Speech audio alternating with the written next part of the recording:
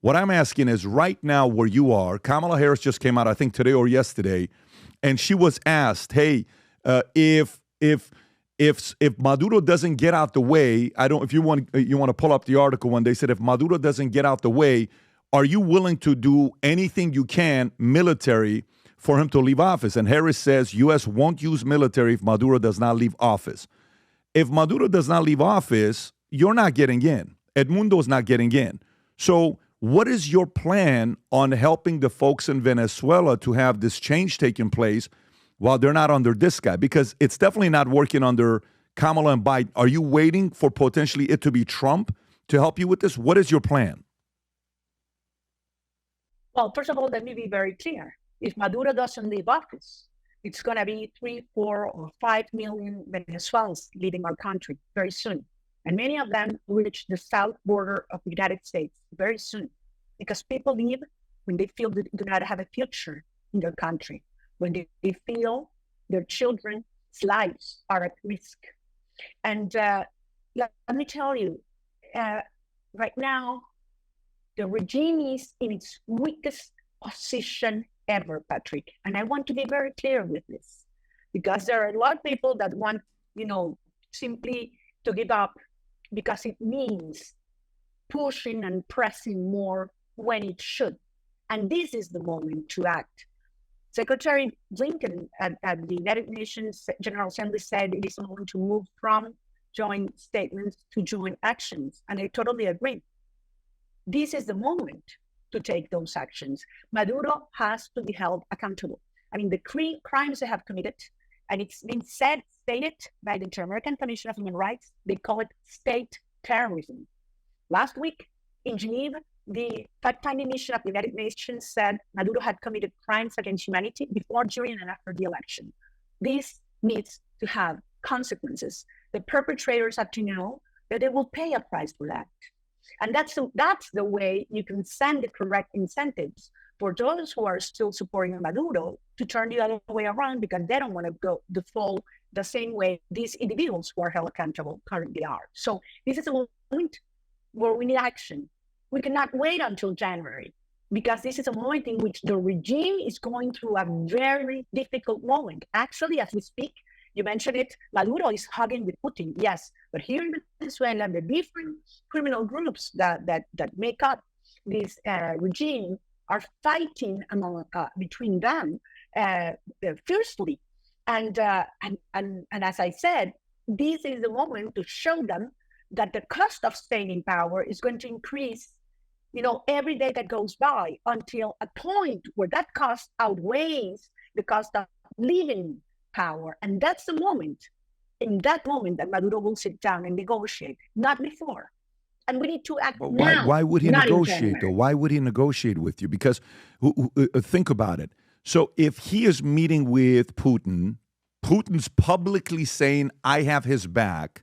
U.S. is defending Zelensky, okay? U.S. has not got Putin's back. So U.S. is with Zelensky and NATO. Putin's over there backing up Maduro. Maduro's giving the middle fingers to U.S. and, quite frankly, your party and the people in Venezuela. Of the 7.7 million people that left Venezuela, 6.5 million are around the surrounding countries, Colombia, some of those places. Of course, some of the rest of them go different places. He doesn't have, from the people that I ask on the inside, he doesn't have the loyalty of his military. His military is fragmented. You know this. I'm sure you're already aware that it's not like they love the guy. However, he does have the loyalty of, I think his name is Cabello, who is the kingpin, who does a way to describe him could be an El Chapo type, maybe a level below what El Chapo is, just for some of the people that may not know who he is. He has him. Some of the biggest leaders in Hezbollah are in Venezuela. They protect him, right? And the history of Venezuela has been tied to Ahmadinejad many years ago.